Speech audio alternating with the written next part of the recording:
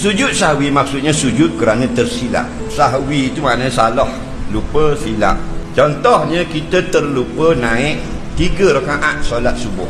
Siapa yang semayang subuh 2 rakaat, wajib dia duduk tahiyat akhir ketika rakaat yang kedua. Tetapi jika dia sengaja naik tambah 1 rakaat, haram dan berdosa, batal semayang.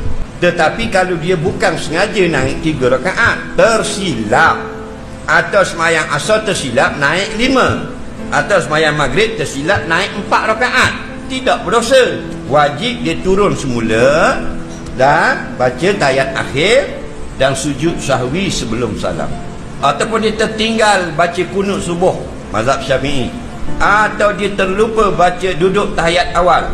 Dia semayang zuhur sampai tahiyat akhir baru teringat, Allah mak tadi tak ada tahiyat awal, terlupa.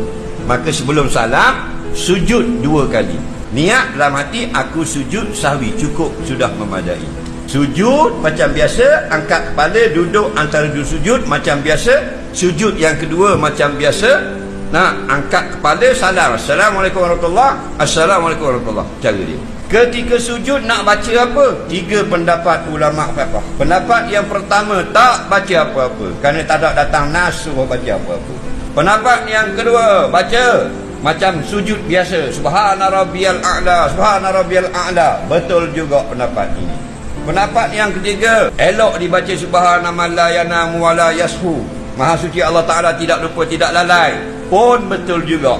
Mana-mana satu pendapat yang kita nak ikut ini, semua betul dan boleh berlaku, tak payah berbalah. Duduk pula tu, ada pendapat mengatakan diam sahaja, kerana tidak datang dalam hadis apa bacaan.